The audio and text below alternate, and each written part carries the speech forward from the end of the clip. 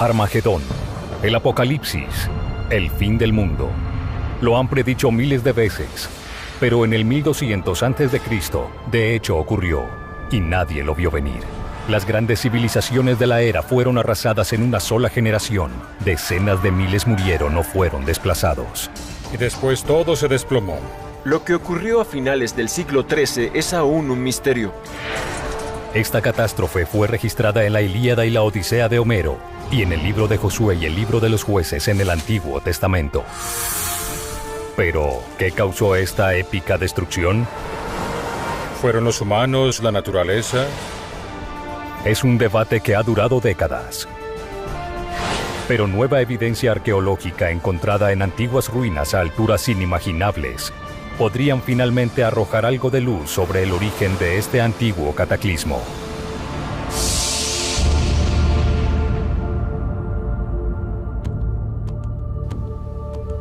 Para los arqueólogos, la imagen del pasado está representada por los objetos que quedan atrás. Los tesoros de la tumba del rey Tutankamón, las poderosas torres del palacio griego de Conosos y los relieves de cerámica y piedra que representan vastas riquezas y guerras sin fin.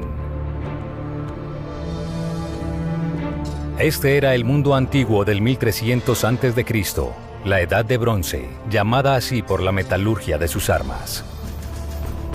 Desde Egipto hasta el Mar Negro, el mundo antiguo era una mezcla de naciones divergentes y poderosas, dominadas por reyes rivales y sus ejércitos. Los micénicos y minoicos, los héroes de la leyenda homérica, construyeron sus palacios en Grecia, Creta y las islas del Egeo. El faraón Ramsés, considerado el faraón del Antiguo Testamento, cambió incluso el paisaje con su monumento en Karnak.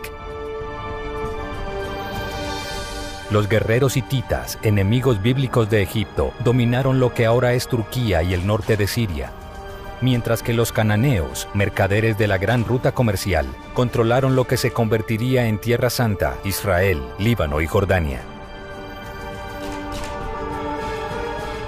Era un mundo hecho de muchos reinos, totalmente distintos en cuanto a diseño y cultura. Y aún así, cuando los arqueólogos comenzaron a excavar este territorio en la década de 1930, un patrón inquietante comenzó a surgir.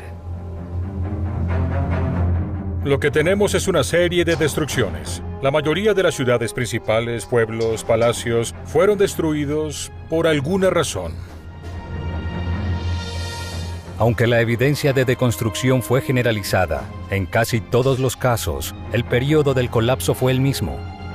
Los años en torno al 1200 a.C. En un periodo de 50 años vimos colapsar al menos a 4 civilizaciones. Los micénicos desaparecieron, los minoicos desaparecieron, los hititas desaparecieron, los cananeos desaparecieron en gran medida, y Egipto se debilitó al punto de no ser el mismo.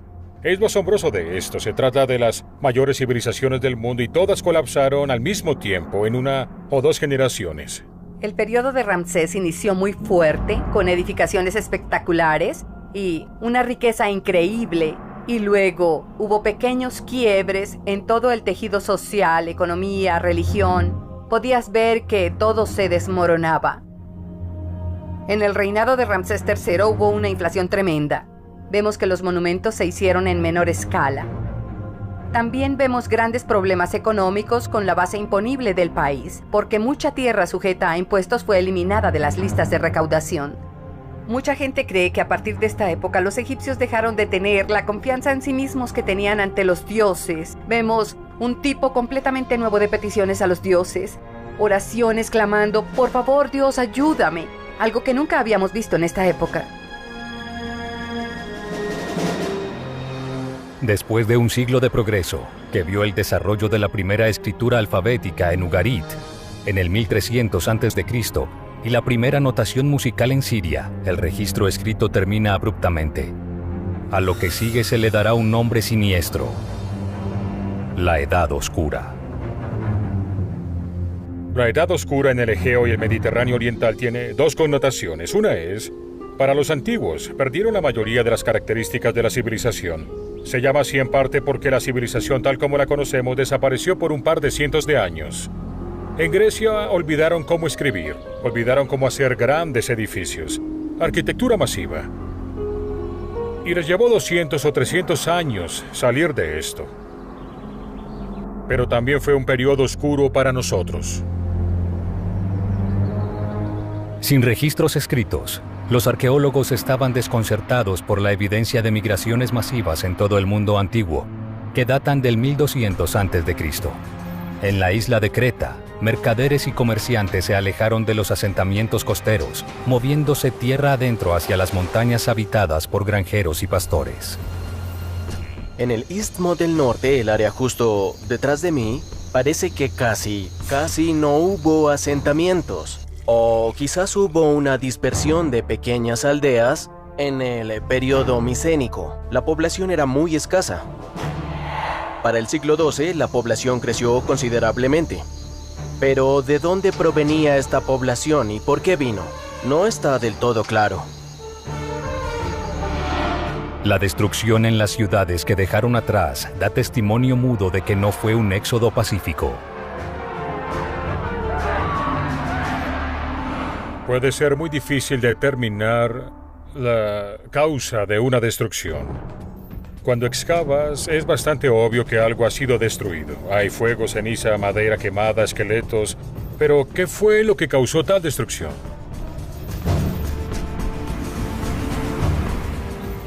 La respuesta podría no estar en los escombros de estos palacios, sino en las montañas sobre ellos. Un arqueólogo ha dedicado su vida a seguir las pistas y redescubrir las antiguas rutas de los escapardos acantilados del mar Egeo. Es aquí donde siguió los pasos de los sobrevivientes, esperando al menos descubrir cómo y por qué su mundo colapsó. Durante décadas, el colapso repentino de las grandes ciudades costeras y los palacios del mundo antiguo en 1200 a.C. fue misterioso. ¿Qué pudo haberlo causado? La mayoría de los investigadores excavaron a lo largo de las ruinas de las grandes ciudades en busca de pistas, pero la evidencia real estaría tierra adentro, en las montañas y valles distantes de las islas del Egeo, donde humildes granjeros y pastores una vez cultivaron cebada, lentejas y olivos. Todo eso cambió en el verano de 1983, cuando el arqueólogo polaco Krzysztof Nowicki, entonces un estudiante de doctorado de 26 años, escaló por primera vez el monte Carfi en Creta. El objetivo inicial de Nowicki era estudiar un altar religioso neolítico construido en la cima por pueblos prehistóricos. Pero una vez allí, a unos 1220 metros sobre el nivel del mar, Nowicki quedó cautivado por otro conjunto de ruinas, una aldea en la cima que había sido parcialmente excavada y abandonada por el famoso arqueólogo británico John Pendlebury en la década de 1930. Después de experimentar uno de los fríos inviernos en la cima del Carfi, Pendlebury sugirió que era simplemente un asentamiento temporal o estacional. Pero para Nowicki, las ruinas hechas de grandes bloques de piedra parecían algo completamente distinto. Lo interesante acerca de las casas en Carfi es que están bastante bien construidas. Este tipo de construcción sugiere que esta gente estuvo preparada para vivir en esta aldea por mucho tiempo y que estas eran sus casas permanentes. Al trazar el mapa y reconstruir el asentamiento a partir de los restos excavados, Nowicki pudo confirmar su sospecha. La excavación reveló al menos entre 25 a 30 casas. Los restos están en muy mal estado de conservación, pero aún podemos encontrar los muros y las habitaciones, identificar casas individuales. Carfi era una aldea grande, no era un asentamiento pequeño. Estaba habitada probablemente por unas 120 a 150 familias, cerca de 600 a 1200 personas. La aldea reconstruida, a unos 1100 metros sobre el nivel del mar, parecía extrañamente fuera de lugar. No esperaríamos encontrar una aldea grande ubicada en esta roca y a esta altura.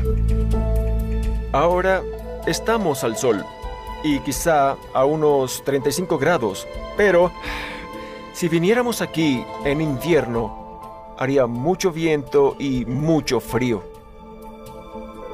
No es un lugar muy agradable para vivir. ¿Por qué habría un asentamiento permanente tan alto, lejos de los lugares regulares en las laderas y llanuras más bajas? Debemos preguntarnos por qué la gente se mudó a estos sitios. ¿Por qué construir sus casas en lugares de difícil acceso? ¿Por qué decidieron mudar a sus familias a estas casas? ¿Y por qué mudar todo su sistema económico hasta estos lugares en lo alto de las montañas? Aunque Pendlebury había pensado que este era un asentamiento más primitivo, la datación por carbono de la cerámica y otros artefactos hecha por Novitsky lo ubicaron directamente en el momento de la catástrofe de la Edad de Bronce, 1200 a.C. Previo al 1200 a.C. aún había gente que vivía cerca del mar, en las llanuras y los valles. Poco después de esa época, podemos ver que muchos de estos lugares fueron simplemente abandonados o destruidos. Lo que inevitablemente nos lleva a preguntarnos qué obligó a estas poblaciones a moverse de las costas a las montañas. Novitsky consultó los registros históricos y arqueológicos, pero no pudo encontrar consenso en qué causó tales cambios dramáticos y repentinos. Hay todo tipo de teorías para explicar el final de la Edad de Bronce tardía. Cometas, volcanes, alienígenas. Lo que se le ocurra ya se dijo. Pero la mayoría de las hipótesis giran en torno a la siempre presente amenaza de catástrofes naturales. Una de las causas que más se ha sugerido es la sequía, que ocurrió una gran sequía a lo largo del Egeo y del Mediterráneo oriental, quizá incluso en Europa, y que eso causó la migración de las tribus. El nivel del agua en el Mediterráneo bajó al final de la Edad de Bronce tardía. Otra posibilidad eran los terremotos devastadores que sacuden regularmente la región. Tenemos un número de asentamientos en el Egeo y Mediterráneo oriental destruidos por terremotos en un lapso de 50 años al final de la Edad de Bronce tardía. Micenas es destruida por un terremoto, Troya es destruida por un terremoto, Ugarit pudo haber sido destruida por un terremoto, Megiddo pudo haber sido destruida por un terremoto. El problema al decir que un único terremoto destruyó todos estos lugares y causó el final de la Edad de Bronce tardía es que todos estos lugares fueron destruidos en un periodo de 50 años. Aunque el momento de los terremotos difiere, aún podrían estar relacionados. Hay algo que los geofísicos hoy llaman una secuencia sísmica o un enjambre sísmico, en el cual un terremoto no libera toda la tensión de la falla, sino que solo libera parte de esa tensión. Así, la siguiente sección de la falla se dará un año después, 10 años después, y entonces la falla se descomprime de este a oeste, de oeste a este o de norte a sur, y finalmente obtenemos lo que se llama una secuencia o enjambre sísmico. Y esto dura entre 30 y 60 años. Muchas de las ciudades destruidas por terremotos se encuentran en una falla o en una zona sísmicamente activa. De hecho, si se coloca un mapa de los sitios que fueron destruidos al final de la Edad de Bronce tardía por un terremoto sobre un mapa de zonas sísmicamente activas, prácticamente estas se correlacionarán. Pero esta teoría siempre ha tenido sus detractores. La gente se recupera de los terremotos con cierta rapidez. Eso se ha demostrado bastante. Incluso en terremotos que se repiten. Y para Novitsky, ningún desastre natural explica por qué una población se trasladaría a un lugar más escarpado. No hay forma de que la gente se traslade a este sitio elevado a 1100 metros hasta la cima de esta roca. ¿Por qué? ¿Huyendo de los terremotos para vivir al borde de la roca? no nos parece que estas personas hayan huido de los desastres naturales. No tiene mucho sentido. Para Novitsky, estas alturas inhóspitas parecen ser un último recurso, un refugio defendible diseñado para ofrecer protección, no de la naturaleza, sino de un enemigo humano. Lo que digo es que no hay razón para vivir en los salientes que cuelgan sobre el desfiladero o en los montículos rocosos, a no ser por una real amenaza de otras personas. Si la teoría de Novitsky sobre el apocalipsis egeo es correcta, debería haber docenas de refugios esperando ser descubiertos en las altas montañas de Creta, asentamientos ocultos y de difícil acceso, perdidos durante generaciones. Si puede encontrarlos, revelarán detalles de una lucha de vida o muerte entre los sobrevivientes que subsistieron en estos austeros sitios y el enemigo lo bastante temible como para llevarlos allí.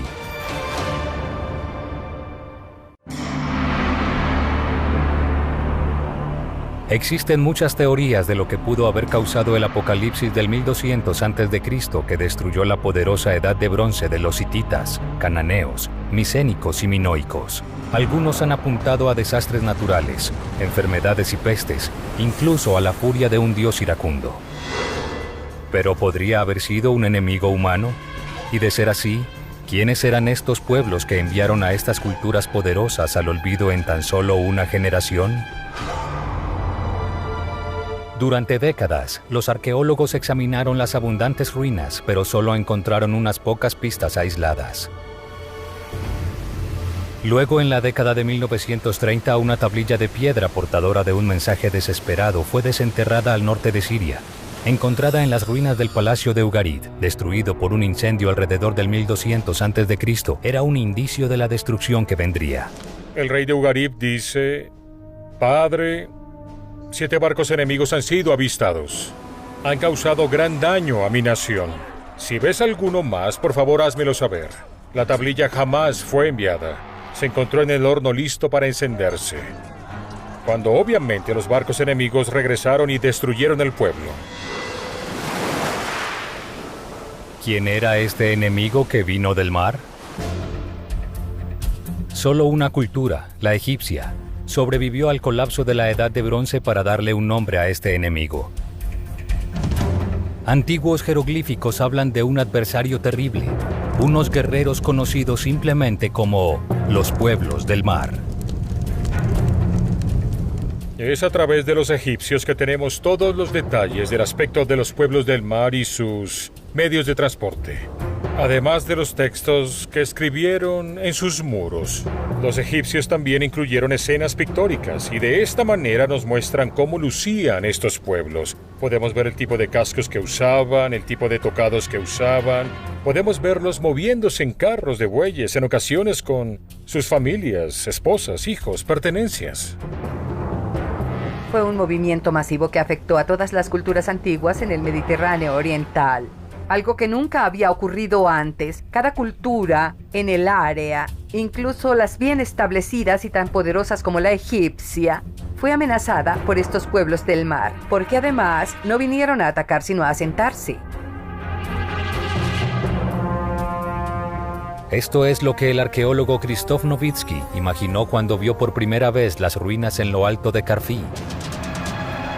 Un pueblo desesperado, los pastores y granjeros de los valles desplazados hacia las montañas que conocían también.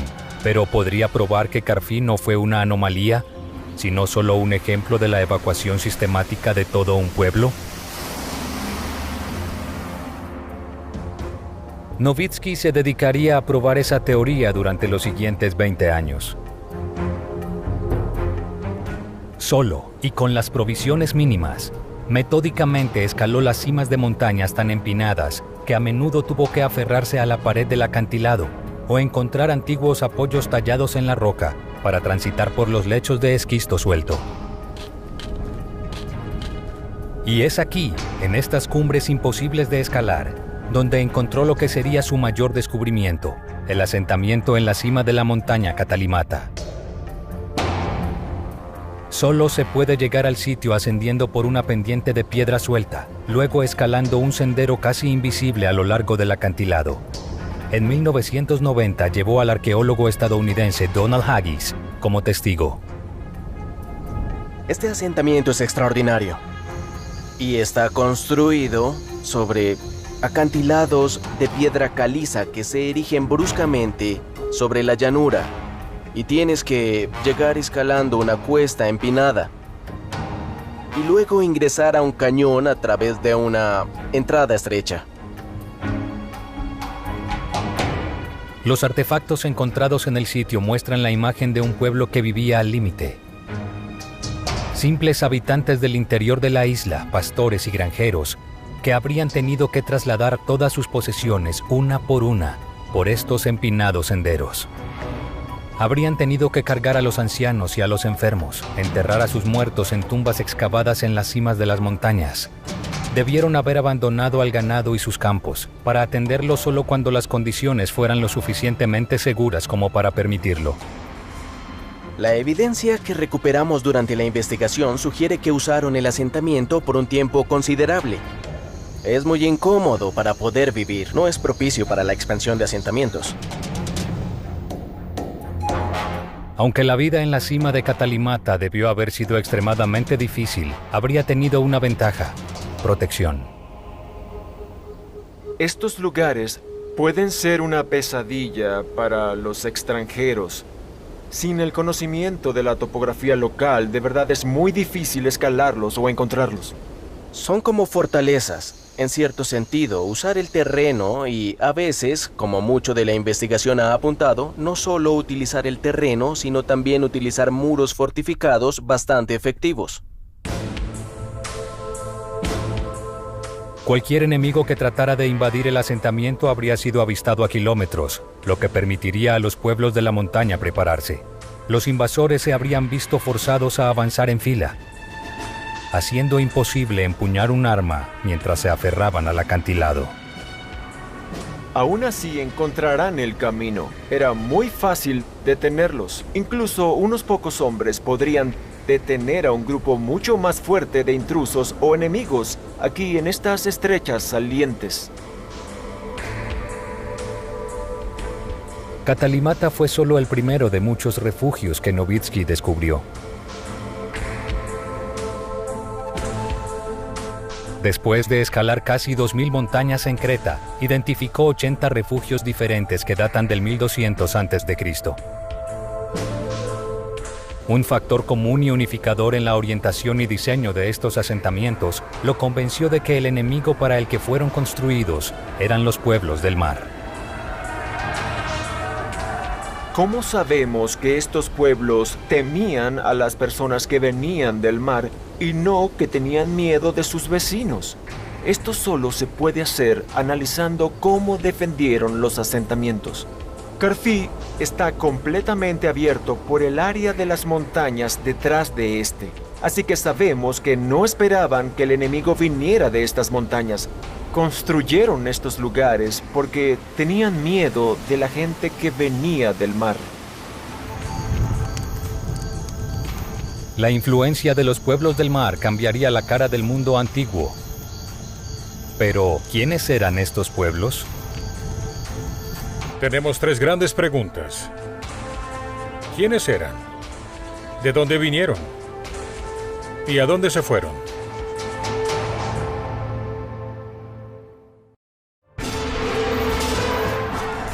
Se dice que la historia la escriben los vencedores. Y en el año 1180 a.C., el faraón Ramsés reclamó la victoria sobre los pueblos del mar. Los guerreros misteriosos que algunos creían que habían destruido todos los otros reinos del mundo antiguo. Solo Ramsés permaneció para darles a los arqueólogos la pista más prometedora sobre la identidad de estos invasores. En un monumento tallado en Medinet Habu, los egipcios identifican 9 facciones de pueblos del mar, una lista que continúa desconcertando a los lingüistas. La mayoría de las teorías sobre el origen de los pueblos del mar dependen de la filología, los nombres reales de los grupos, y ese puede ser un territorio escabroso. Se dice con frecuencia que los Shakalesh son de Sicilia. ¿Vinieron de Sicilia o se fueron a Sicilia después de perder? Por décadas, los investigadores han discutido en torno al origen de los pueblos del mar. Algunos apuntan al sureste de Turquía, norte de Siria y al Mediterráneo oriental como un probable punto de origen. Otros afirman que los pueblos del mar probablemente vinieron de Sicilia, Cerdeña, Italia y el Mediterráneo central y occidental. ¿Los pueblos del mar vienen del este y se mueven al oeste o vienen del oeste y se mueven al este? No lo sabemos. ¿Fueron realmente 9 naciones de invasores extranjeros? ¿O fue un ataque que inició mucho más cerca de casa? Una teoría sostiene que fue la propia estructura del mundo antiguo la que lo hizo vulnerable a terrorismo interno. Un mundo construido en torno a palacios y reyes omnipotentes. El rey controlaba casi todo. Había algunos comerciantes privados y empresas privadas, pero sobre todo el rey dirigía el gobierno, el rey dirigía el ejército, el rey dirigía el comercio internacional. Estaba a cargo de los poderes diplomáticos. Así que era una situación en la que el palacio controlaba prácticamente el 75-90% de la vida diaria. En muchos lugares parecía que reyes y reinas vivían con los dioses. Los reyes y reinas eran la representación humana de las deidades, y estas eran estatuas. Luego estaba el ejército profesional, bajo el mando de reyes y reinas. Luego estaba el resto de la gente, y se suponía que todo el mundo debía y quería mantener a dioses, reyes y reinas satisfechos. El único lugar para los trabajadores y campesinos fuera de este sistema eran los ejércitos del rey. E incluso allí desempeñaron un papel como subordinados al servicio de los aurigas.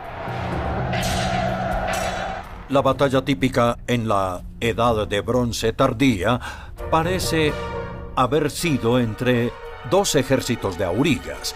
Cada ejército podía contar con cientos o quizá miles de carros, y la tripulación del carro estaba fuertemente blindada. El arma principal era el arco compuesto. La lucha se presentaba generalmente a distancia, pero después de dar en el blanco y detener un carro enemigo, alguien tenía que ir y acabar con esa tripulación. Era ahí donde entraban los soldados de infantería, bárbaros que eran contratados para actuar como equipos de limpieza en las batallas aurigas. Estos grupos anónimos de mercenarios contratados eran reclutados desde los lugares más pobres del mundo antiguo. Las tablillas que tenemos dejan muy claro que los palacios cuidaban muy bien a los aurigas. Conocían a cada auriga por su nombre, y estas personas parecen haber sido una élite. A los soldados parecían contarlos más que nombrarlos. Contrataron a muchos desde diversos lugares. Había una diferencia real en la clase social de estas personas. Mientras hubiera conflicto, había lugar para estos soldados de infantería. Pero en los años que llevaron al gran colapso, hubo un periodo de paz sin precedentes. El país estaba más o menos en paz debido al gran tratado entre hititas y Ramsés II. Sería el equivalente al periodo posterior a la Primera o Segunda Guerra Mundial, en el cual varias potencias firmaron un tratado de paz. Esto trajo el fin de la guerra entre 2 de los mayores poderes de la época y vimos más o menos medio siglo de paz. Con certeza fue uno de los apogeos del mundo antiguo. Y luego todo se vino abajo. ¿El hecho de que hubiera poco trabajo para los soldados de clases más bajas causó un alzamiento? ¿O estos guerreros sin trabajo fueron reclutados por un enemigo externo? Estos guerreros, al no tener una autoridad central, estaban solos o simplemente bajo la supervisión de jefes locales.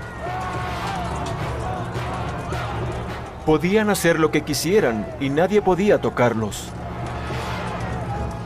Los registros egipcios sugieren que fue una coalición variable lo que asaltó los centros de poder del mundo antiguo durante más de 50 años. Tenemos indicios en los archivos egipcios de que hubo ataques sucesivos de los pueblos del mar. Casi con certeza hubo un cambio en la composición del grupo entre la primera y la segunda invasión. En definitiva, trabajaban en coalición, pero no creo que hayan iniciado de esa manera. Lo que vemos es el resultado final. La última oleada fue la que arrastró a Egipto. Y como muestran los relieves egipcios, los llamados pueblos del mar estaban armados de manera muy similar a como lo estaban los soldados de infantería que acompañaban a los aurigas. No llevaban mucha protección. De hecho, cualquier tipo de armadura los habría ralentizado y quizá los hubiera hecho menos efectivos en el campo de batalla. Entonces llevaban pequeños escudos redondos con cuero sobre un marco de madera. Y llevaban un casco. No estoy seguro de si el casco era práctico o no, pero creo que tuvo un buen efecto psicológico en ellos. Aunque puede que nunca se identifique el origen exacto de estos guerreros, el arqueólogo Krzysztof Nowicki piensa que ha encontrado un punto crítico. En Kastri, en la costa de Creta, Nowicki identificó restos de un asentamiento distinto a los demás refugios que ha explorado. En esta colina relativamente accesible se encuentran los restos de fortificaciones que, a los ojos de Nowicki, indican que se trataba de un batallón experimentado. Las personas que vivían aquí no eran granjeros o pastores normales. Era muy peligroso. Un pequeño grupo no podría defender este sitio. Cualquier invasor, cualquier asaltante, habría tomado fácilmente este asentamiento. La topografía de Kastri proporciona varias ventajas estratégicas que facilitan el acceso a la costa de Creta, Italia y las islas cercanas. Podemos estimar probablemente que había 2 o 3 o 4 barcos aquí.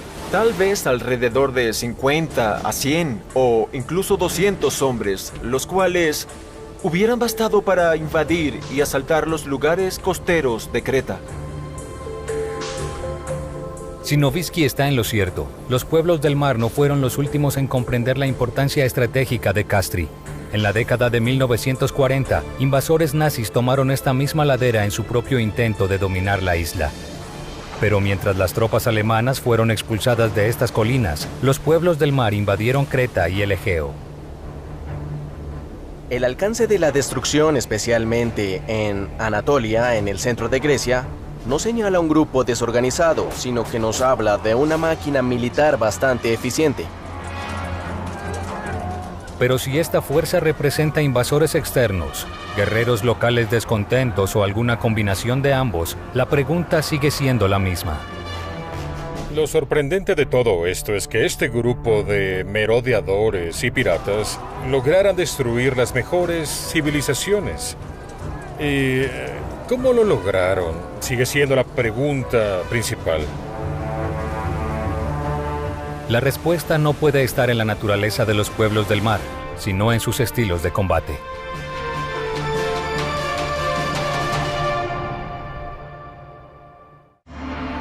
$1200 años antes del nacimiento de Cristo, una fuerza inexorable cambió el panorama del mundo antiguo. La evidencia de su poder se escribió en las ruinas de las ciudades micénicas y en los palacios abandonados de los reyes. La desesperación de quienes sobrevivieron se podía ver en los precarios sitios que construyeron en lo alto de las montañas de Creta. Estas poderosas civilizaciones, desde los minoicos hasta los hititas, sobrevivieron a la peste, la hambruna y los terremotos, solo para caer ante un enemigo humano, un misterioso grupo de bárbaros llamados los pueblos del mar. Pero estos invasores no tenían carros, ni armaduras. ¿Cómo podían enfrentarse a los ejércitos de los reyes? La respuesta cambiaría la naturaleza de la guerra para siempre. A finales del siglo XIII, alguien por fin llegó a comprender que no necesitabas esos costosos carros ni esos costosos ejércitos de aurigas para ganar una batalla. Si tenías suficientes soldados y eran baratos, esos soldados tenían la capacidad de aniquilar un ejército con carros. Haría falta un arma para convertir a estos soldados de infantería en guerreros formidables, un armamento simple que hasta el colapso no había sido utilizado sino principalmente para cazar. La jabalina es un arma bastante corta, de poco más de 1 metro, y tiene una pequeña cabeza de metal. No creo que fuera un arma letal la mayor parte del tiempo, pero ciertamente lastimaba lo que alcanzaba. Cuando los asaltantes se lanzaban sobre el carro inhabilitado, el hasta ahora bien protegido auriga estaría vulnerable.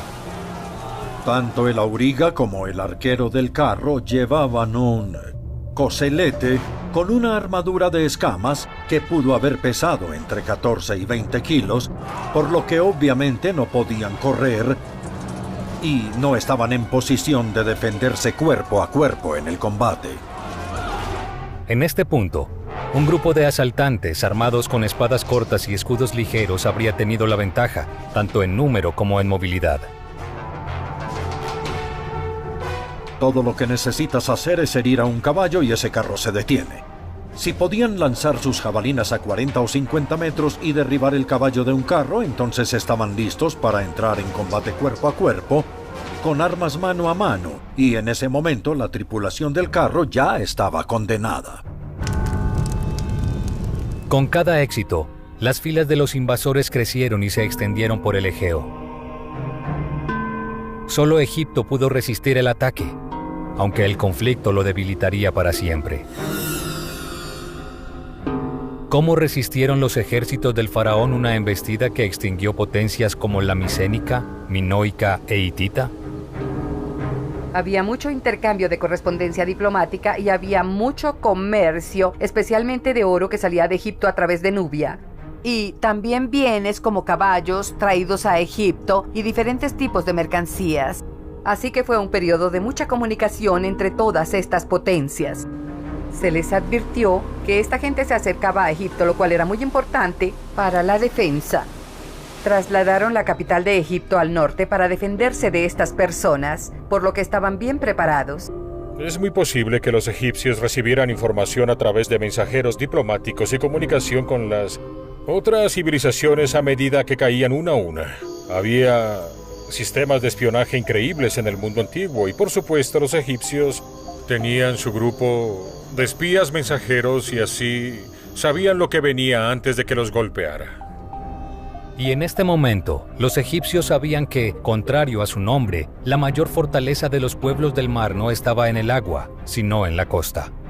Los conflictos fueron básicamente batallas terrestres, pero en 1179 Ramsés III tuvo la audacia de evitar que estos asaltantes, estos merodeadores, llegaran a tierra. Los registros egipcios, tanto pictóricos como escritos, representan una batalla que tiene lugar en el agua, ya sea en la desembocadura de un río o en el mar.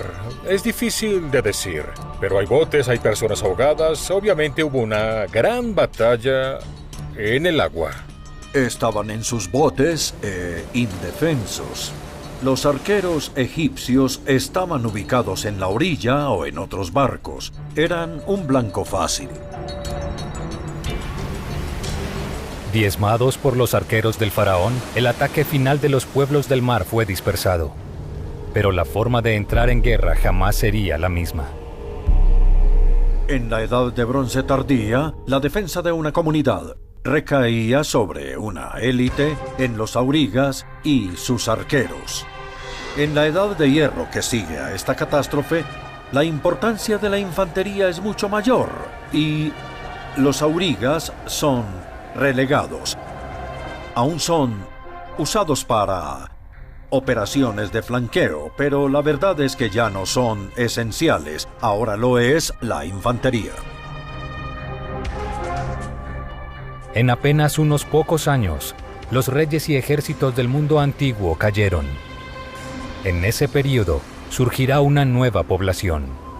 Lo que los pueblos del mar hacen es crear un vacío de poder. Cuando los pueblos del mar derrocaron las civilizaciones de la Edad de Bronce, crearon un nuevo problema. La élite desaparecería, la destruirían. Las clases bajas, los mercaderes, granjeros, los campesinos, los esclavos, podían sobrevivir, Pero luego, ¿qué harían? En el caso de los pastores y granjeros y refugiados de Creta, el registro arqueológico es claro. Luego de la derrota y desaparición de los pueblos del mar, los sobrevivientes gradualmente retornaron a las tierras bajas. Después del 1200 a.C., y tan pronto como los tiempos se hicieron más seguros, la gente se mudó a otro risco, casi a 1,5 kilómetros de aquí, más abajo y más cerca de los campos. Nunca más sintieron la necesidad de construir asentamientos a tales alturas. Pero el destino final de los guerreros conocidos como los pueblos del mar puede que nunca se sepa. Los mismos egipcios dicen que algunos se asentaron en Egipto o en Canaán. Y sabemos que los textos egipcios posteriores hablan de que la ciudad de Dor, en Israel, es una ciudad Jeker. Sabemos que los Peleset que se establecieron en Canaán se convirtieron en los filisteos. Algunos creen que estos sobrevivientes y los vestigios de los pueblos del mar se pueden haber mezclado, algo que futuras pruebas de ADN de los restos encontrados en las tumbas podrían revelar. Puede que tengamos restos de las mismas civilizaciones que los pueblos del mar destruyeron camino a Egipto. Digamos que tenemos micénicos entre los pueblos del mar, minoicos entre los pueblos del mar, hititas o luca entre los pueblos del mar.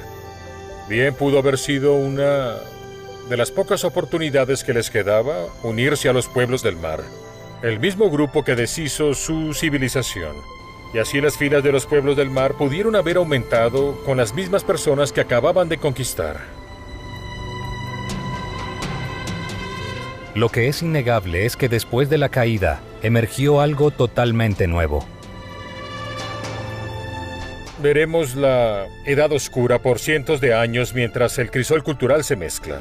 Pero de esto, de las cenizas, surgirá el Fénix griego, nuevos sistemas políticos y nuevas civilizaciones. Los griegos surgen y crean cosas que luego se convertirán en la democracia tal como la conocemos. Por los peores motivos, los pueblos del mar destruyeron un mundo, pero obviamente le brindaron oportunidades a gente que nunca las había tenido. Surgen los israelíes y David y Salomón, los reinos de Israel y Judea, que no habrían podido existir a menos que los poderosos reinos de la Edad de Bronce tardía hubieran sido eliminados. Así que de hecho, los pueblos del mar provocaron la desaparición de lo viejo y el surgimiento de lo nuevo. La cadena de eventos que trajo el final de una era y dio el inicio a la siguiente aún está siendo investigada. No creo que Christoph tenga la respuesta. Pero se acerca a encontrarla. Lo que creo que tenemos es una combinación de factores. Los pueblos corrían con suerte, llegaron en un buen momento. Se aprovecharon de algunos de los desastres naturales. Si ocurrió una sequía, si sucedió una serie de terremotos, tenemos lo que los arqueólogos llaman colapso de sistemas, donde uno o dos factores que por sí solos no habrían causado el colapso de la civilización, suceden juntos y producen un efecto más amplio.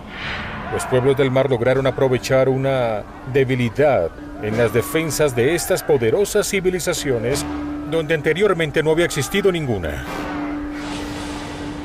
A medida que los arqueólogos analizan las pistas de esta antigua destrucción que ocurrió tan abruptamente, también podrían encontrar conocimientos modernos. Dudo que los egipcios o los hititas esperaran sucumbir o al menos hacerlo tan rápido. Pero cuando tienes una serie de factores que de otro modo no estarían relacionados, se podrían combinar para lograr una fuerza más poderosa que aquella creada por separado. Entonces, una de las lecciones que podríamos aprender para la sociedad actual es que, si bien una sequía podría no ser una amenaza en sí misma, o una serie de terremotos podría no tener un efecto permanente, si se superponen un par de desastres naturales sobre algunas calamidades causadas por el hombre, es posible obtener un resultado totalmente inesperado.